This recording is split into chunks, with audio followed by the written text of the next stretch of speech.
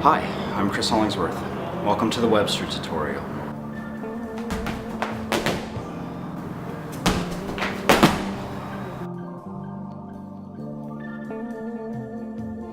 So when looking at the Webster, the first thing we want to identify is where power comes from. So we look at the stance. If I have a small stance like this amount of rocking motion right here is also equal to the amount of power I have. If I increase my stance, my power also increases. So it's important to keep in mind that the power that you'll have for the Webster is directly equal to the amount of power that you have in the stance leading up to it. The reason for this is because of something called blocking. Now, blocking in a trick refers to the transferring of forward momentum into upwards momentum, which basically means that the more speed that you can generate before your takeoff, the higher you'll get during your flip. So a Webster stance is similar to an aerial stance in that you must transfer all of the weight from the back leg completely and steadily until you feel the back leg become weightless. The second that back leg becomes weightless, that's your cue to explode, jump off the forward leg, and kick the back leg. The key thing to remember here is that transfer of weight is where all of the power in your setup lies. So we've identified where the power comes from in the setup, but now let's look at where the power comes from in the actual Webster during the flip.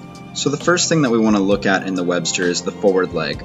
The forward leg is responsible for most of the height in the Webster, and its job is to fully extend and get as much height as possible.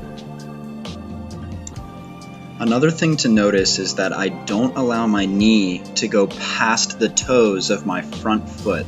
If I did, then my chest would travel out and I would actually lose height. I would start going out instead of up. So the next thing that we want to look at in the Webster is the back leg. Now the back leg is 100% responsible for the rotation, how aggressively you flip over. So the flip in your Webster almost entirely comes from your back leg kicking over. Now the key point with the kick in a Webster is that the kick starts on the ground and then it ends on the ground, just like in an aerial. So similar to an aerial in where your kick does not stop until your kicking leg hits the ground, the Webster is the same way. As soon as you take off with that kick, the kick continues to kick. You maintain that kick all the way until that back leg touches the ground. Alright, so at this point we've covered our setup. We've covered our forward leg, our backward leg.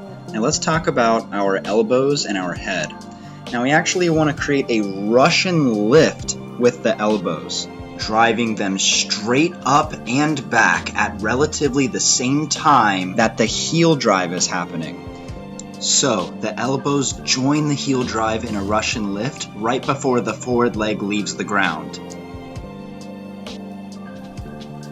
Something else I like to do with the Russian lift is grab my forward leg immediately after lifting, and I find that helps keep my chest rotating so that I can stand up right out of my flip. So we've talked about where power comes from in the entrance, but now let's look at something that most people don't think about, which is the power in the exit. Once I feel that my back leg is close to finishing its kicking path and it's close to the ground, basically when I'm preparing to land, I release the forward leg and extend the hips of the same leg. So as I'm extending the forward leg, I'm still making sure to maintain my kick so that my body continues to rotate into an upright position even as I'm untucking, extending my hips, and preparing for landing. The last thing that I want to touch on in a Webster's landing is the 80-20 rule. Now the 80-20 rule is where I absorb 80% of the impact on the initial landing leg and 20% of the impact on the second leg. These aren't exact numbers, it's just a feeling to shoot for. And this helps me stick landings and applies to anything with a step out, such as B-twist, cork, aerial, Webster, or any other trick that lands in a step out. Oh well dang, that's real cool and all, but how do I do it? To start off, we want to focus on the rocking motion, making sure that we're transferring our full weight from our back leg to our front leg into a somersault. Next, we're going to add the extension of the forward leg and the kick of the back leg into the rocking motion.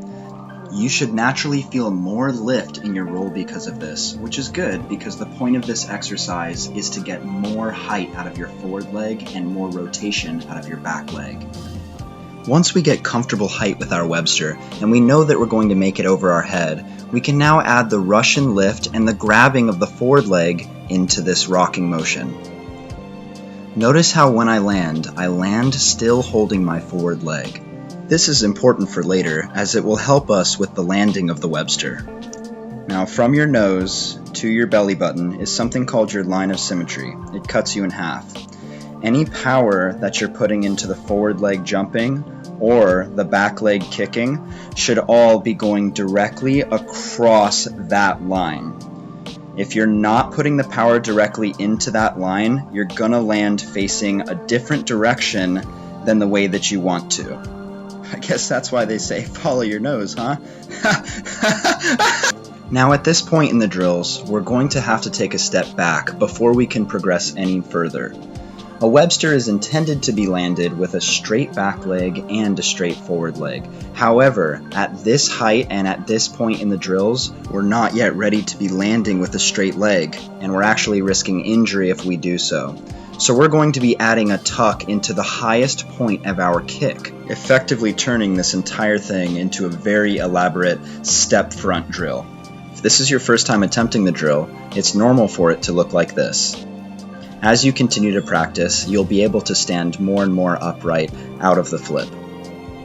So now, in order to get more height to prepare for the straight-legged landing, we're going to need more speed. So I want you to add a hurdle in to all the previous steps into your tuck front.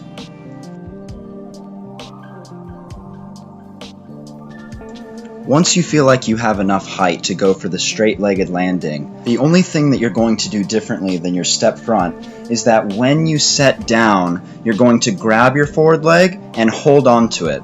As you do that, you allow the back leg to continue kicking all the way to the mat. If you're interested in getting your own clips analyzed and working with me as a coach, either online or in person, please just contact me via Facebook or my email, which is parkour.chris@yahoo.com.